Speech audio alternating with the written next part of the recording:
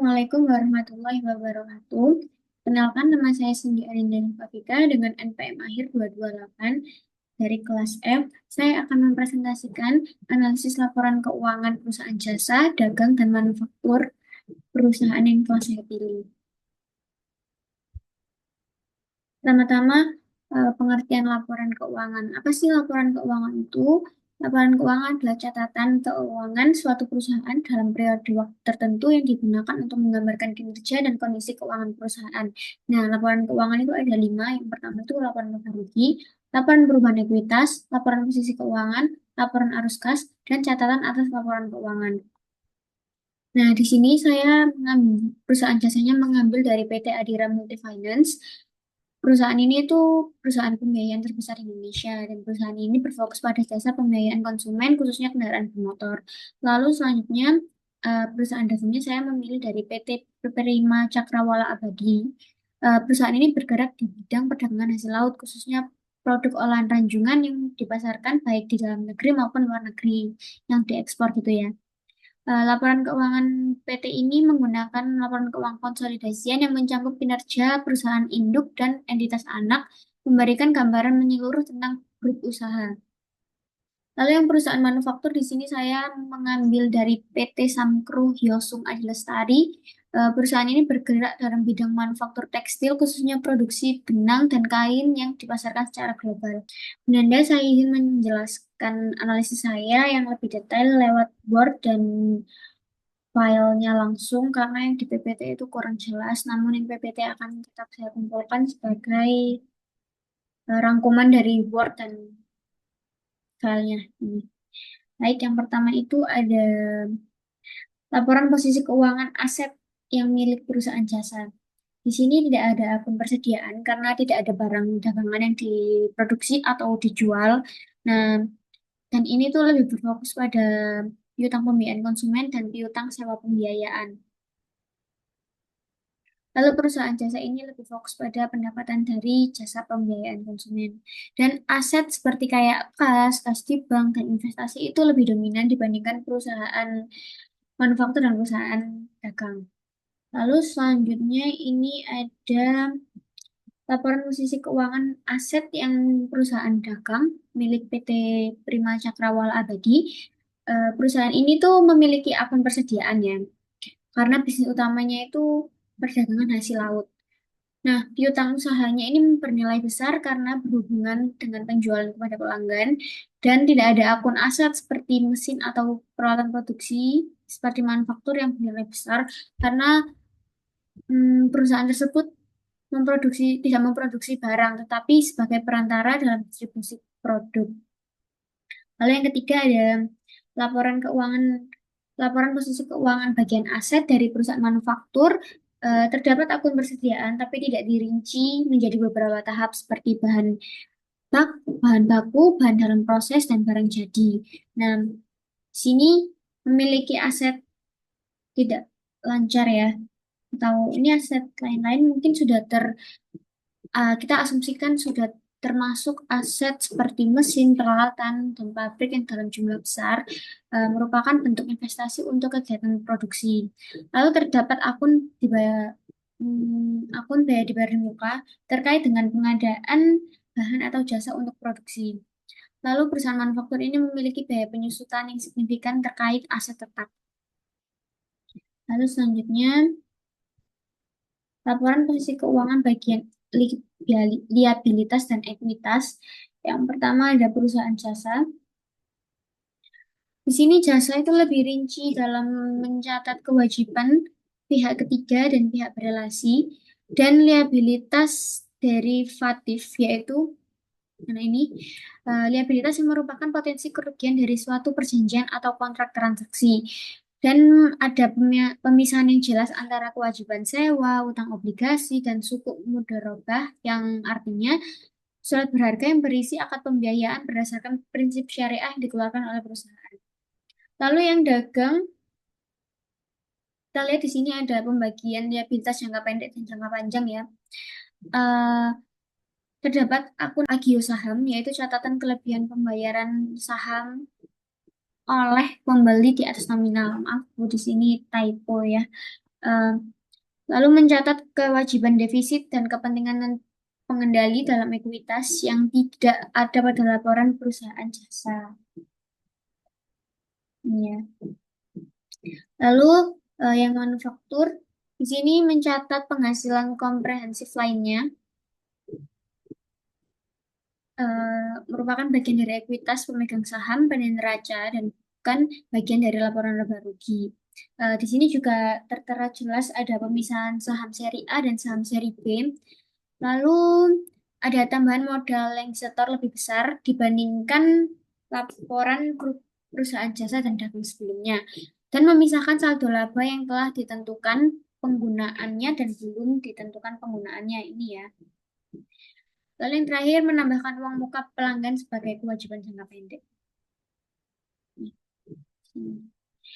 Lalu selanjutnya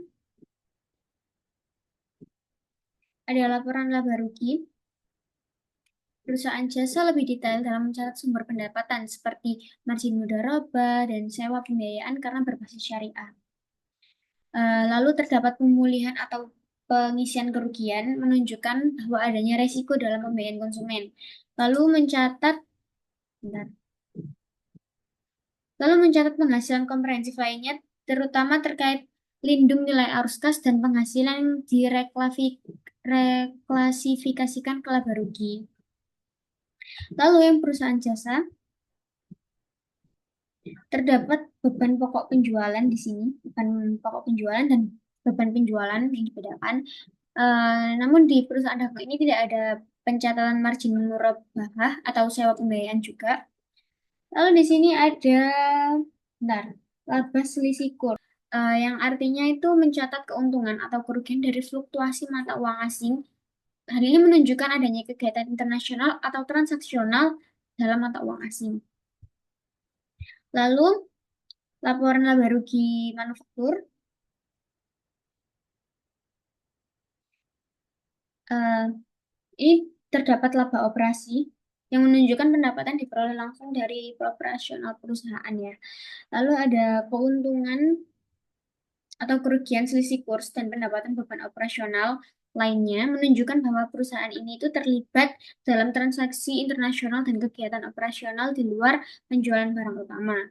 Lalu ada pencatatan tentang pengukuran kembali imbalan liabilitas imbalan pasti dan aset pajak tangguhan menunjukkan adanya kewajiban pensiun atau imbalan kerja jangka panjang. Lalu selanjutnya ada laporan perubahan ekuitas perusahaan jasa. Di sini tuh menunjukkan ekuitas selama kuartal tahun pertama 2024 dibandingkan dengan kuartal tahun 2023. Ini tahun 2024 dan ini yang tahun 2023. Akun yang muncul tuh mencakup modal saham, tambahan modal yang disetor, saldo laba yang telah ditentukan penggunaannya dan belum ditentukan penggunaannya, lalu ada keuntungan atau kumulatif dari lindung nilai arus kas, lalu ada laba periode berjalan dan dividen kas.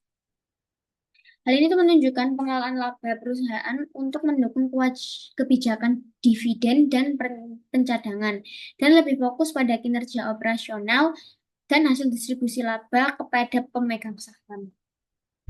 Lalu laporan perubahan ekuitas perusahaan dagang, terdapat akun Aigo saham di sini. Ada defisit, ada penghasilan komprehensif lainnya, dan kepentingan non pengendali di sini ya. Struktur laporan ini tuh lebih kompleks karena mencakup koreksi rugi tahun lalu ada perubahan modal akibat rugi tahun berjalan dan rugi komprehensif lainnya. Laporan perusahaan dagang ini lebih kompleks karena melibatkan akun defisit, koreksi rugi tahun lalu, dan kepentingan non pengendali. Lalu perubahan ekuitas perusahaan manufaktur. Di sini mencatat ekuitas yang signifikan pada kuartal pertama 2024.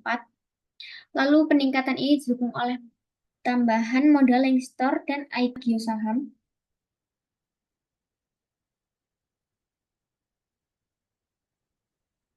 Lalu selanjutnya laporan perubahan ekuitas perusahaan manufaktur.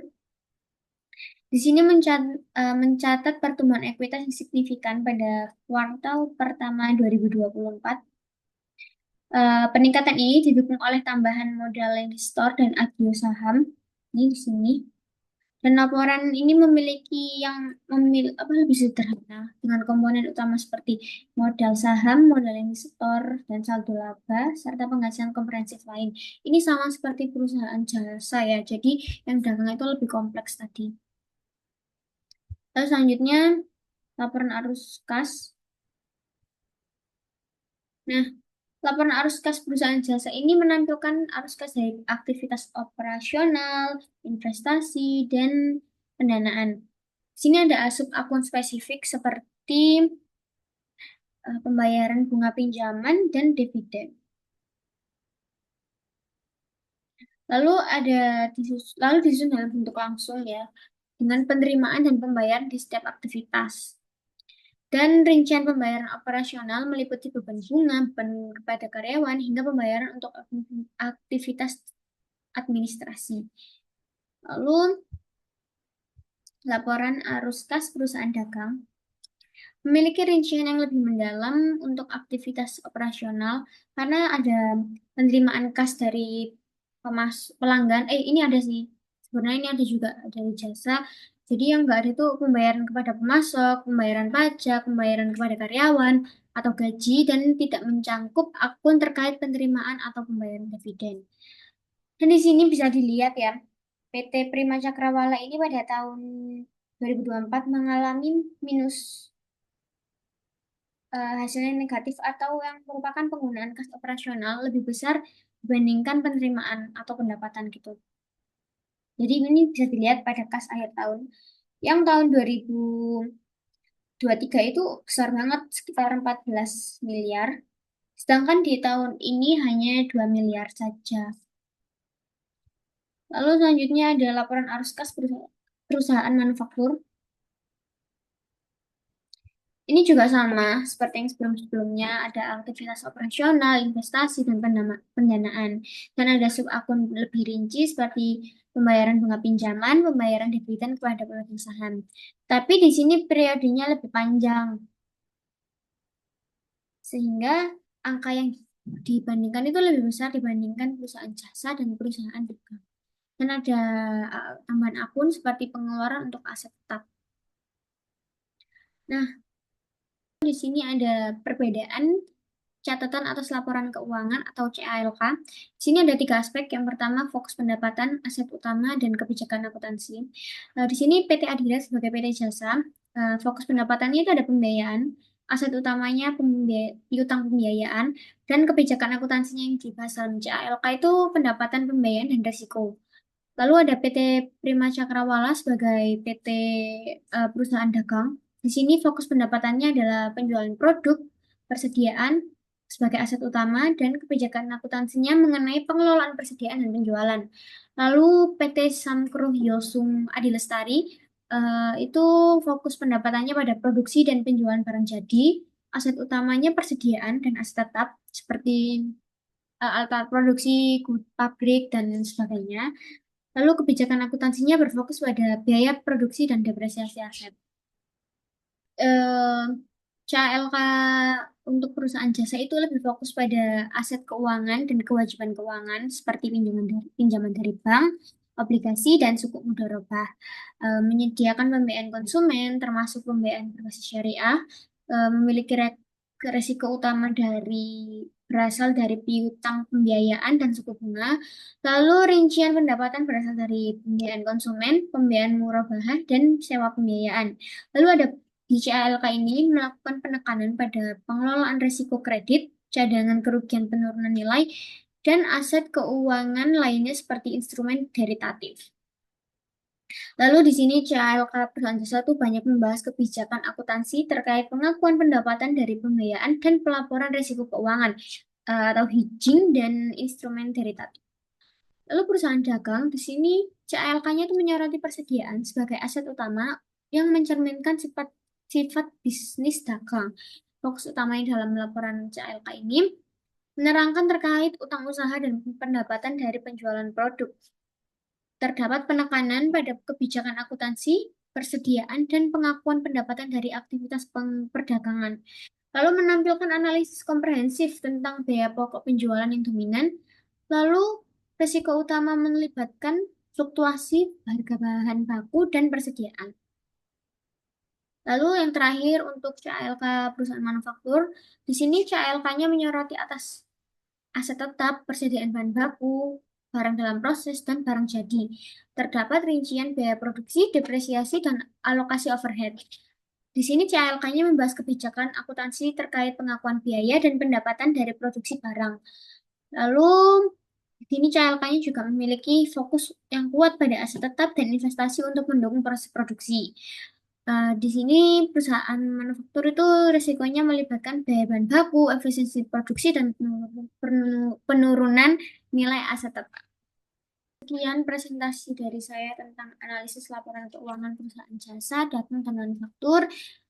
Mohon maaf jika ada kekurangan dan salah kata. Sekian dari saya. Wassalamualaikum warahmatullahi wabarakatuh.